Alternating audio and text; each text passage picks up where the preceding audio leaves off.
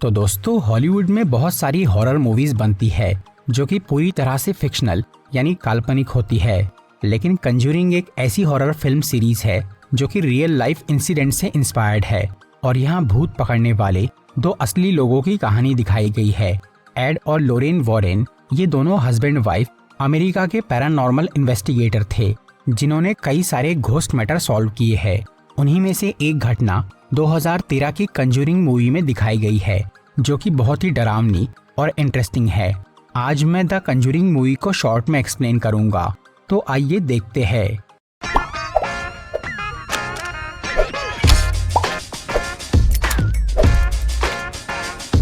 Edward उर्फ add Warren और उसकी बीवी लोरेन, ये दोनों औरत आदमी घोस्ट और डीमन यानी भूत और शैतान की रिसर्च करते थे और बुरी आत्माओं को पकड़ने का काम करते थे। उनके घर में एक खास म्यूजियम था जहां वो अपने केसेस से जुड़ी श्रापित और भूतिया चीजें जमा करते थे ताकि आम लोग उनसे दूर रहे। एड की बीवी लोरेन के पास दिव्य दृष्टि थी जिससे वो किसी का भी अतीत या भविष्य देख सकती थी और बुरी शक्तियों को महसूस कर सकती थी। मूवी की स्टार्टिंग में 1968 का टाइम दिखाया जाता है जहां एड और लोरेन दो लड़कियों के घर जाते हैं। उनके पास एनाबेल नाम की एक डॉल थी जिसमें एक शैतान घुस गया था और वो उस गुड़िया के जरिए उन लड़कियों को परेशान कर रहा था। एड उनसे वो डॉल ले लेता है और उसे अपने म्यूजियम में लाकर रख देता है। एनाबेल की कहानी दूसरी फिल्म्स में दिखाई गई है। फिलहाल यहाँ एक अलग घटना दिखाई जाती है। 1971 में रॉजर पैरन और उसकी बीवी कैरोलिन अपनी 5 बेटियों के साथ हैरिसविल नाम के एक छोटे से शहर में शिफ्ट होते हैं जहां उन्होंने एक सेकंड हैंड घर खरीदा था। ये घर काफी बड़ा था जो कि उन्हें बहुत कम कीमत में मिल गया था। लेकिन उस घर में आते ही पैरन फैमिली के साथ कुछ अजीब घटनाएं शुरू हो जाती है। सबसे पहले तो उनका कुत्ता घर के अंदर आने से मना कर देता है और अगले दिन उस कुत्ते की मौत हो जाती है। इसके अलावा वहाँ कुछ पंछी भी मर रहे थे। घर की सभी घड़ियां रात के 3:07 पर बंद हो जा रही थी और वहाँ एक अजीब सी बदबू चल रही थी। रात के वक्त वहाँ किसी की आहट महसूस होती थी और कोई उन बच्चों को नींद में परेशान कर रहा था। और कैरोलिन यानी उन लड़कियों के माँ के शरीर पर हर दिन एक नई चोट का निशान दिख रहा था।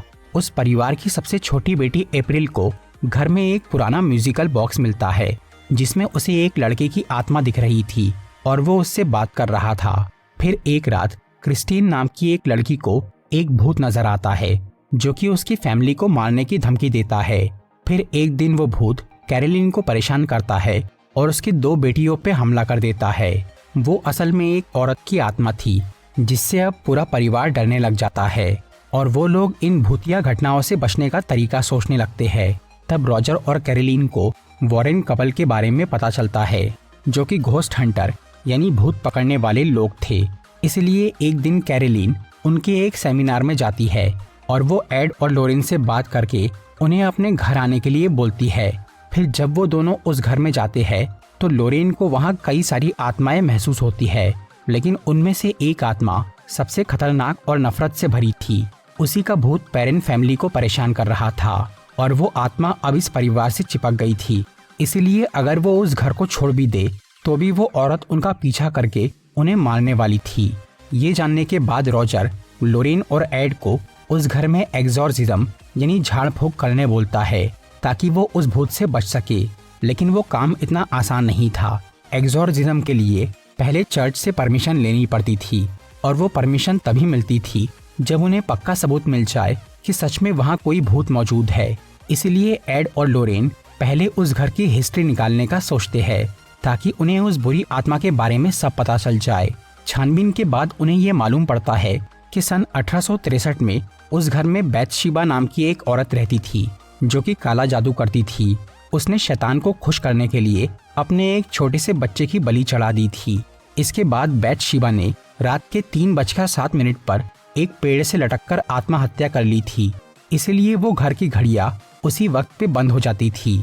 मरने से पहले बैतशीबा ने अपनी जमीन को एक श्राप दिया था कि वहाँ जो भी रहने आएगा वो मारा जाएगा।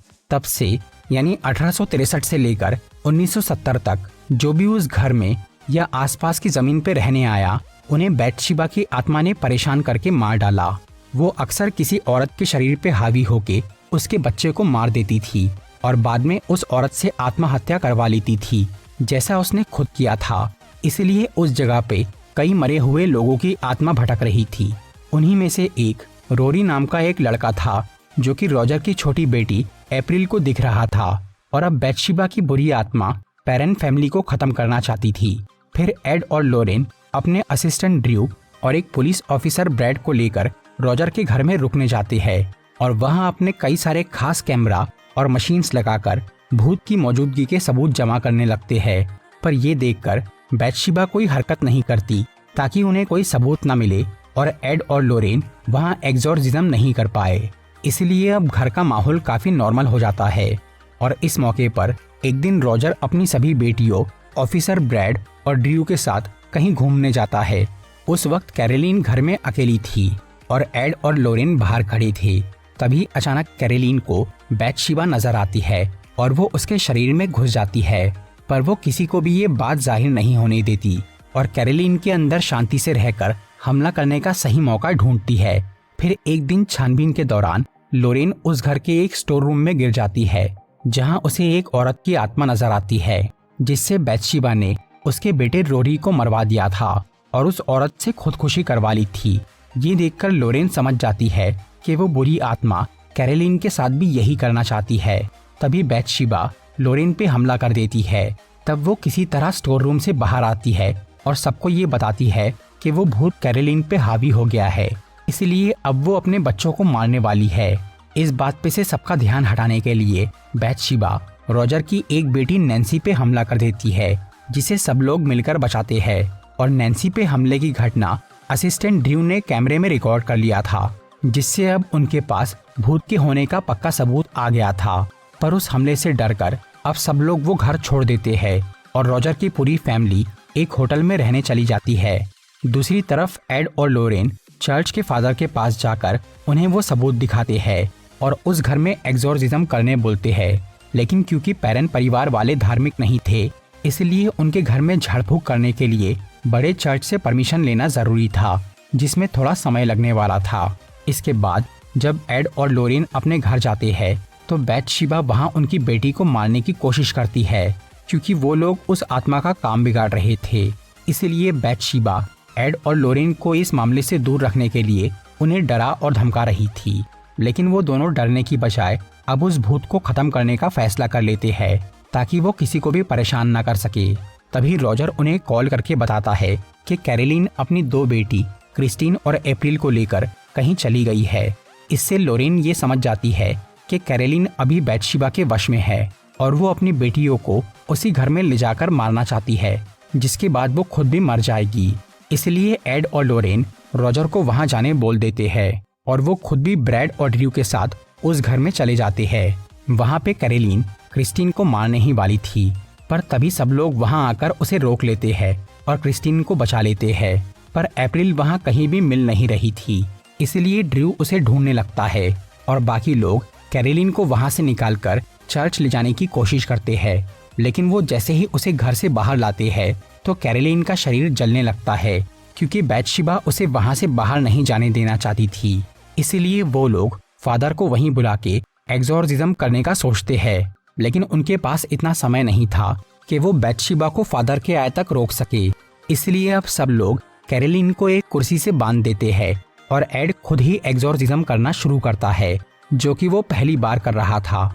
फिर जैसे ही एड मंत्र पढ़ के कैरोलिन के ऊपर पवित्र जल छिड़कता है तो उससे बैथशेबा को बहुत तकलीफ होती है और वो पूरे घर को हिला के वहाँ कई सारे पंछियों से हमला करवा देती है। इसके बाद वो अपनी कैद से आज़ाद हो जाती है और सबको मारने लगती है। इसी दौरान ड्रू को अप्रैल मिल जाती है जो कि घर के नीचे एक कोने में छुपी हुई थी। बैथशेबा को जैसे ही ये पता चलता है तो वो अप्रैल को मारने वहाँ चली जाती है। तब रॉजर और लोरेन वहाँ जाकर कैरोलिन को उसके परिवार की याद दिलाते हैं ताकि वो उस बुरी आत्मा से लड़ सके और एड अब एग्जॉर्सिज्म पूरा करके बैथशेबा को नर्क में भेज देता है, जिससे कैरोलिन ठीक हो जाती है। इसके बाद उसका पूरा परिवार वापस वो घर में आ जाता है और अब सब लोग वहाँ शांति से रहने लगते हैं। फिर एड और लोरेन अपने घर चले जाते हैं और वो अपने म्यूजियम में पेरेन फैमिली से लाया हुआ वो भूतिया म्यूजिकल बॉक्स वहाँ जमा कर देते हैं, जो कि अपने आप ही बजना शुरू हो जाता है। मूवी के आखिर में हमें असली पेरेन परिवार और वॉरेन कपल की फोटोज दिखाई जाती है। तो दोस्तों, ये थी द कंजूरिंग मूवी की एक्सप्लेनेशन। अगर आपको ये वीडियो अच्छी लगी हो तो इसे लाइक और शेयर ज़रूर करिए, और ऐसी ही इंटरेस्टिंग वीडियोस देखने के लिए सब्सक्राइब कीजिए हमारा चैनल और इस बेल आइकन को दबाइए ताकि आपको हमारी वीडियोस सही टाइम पर मिल सके। I'm walking alone, the streets are empty. The only thing I can see is my own silhouette. I'm getting stronger, step by step. The clock is ticking, but there's no time for me.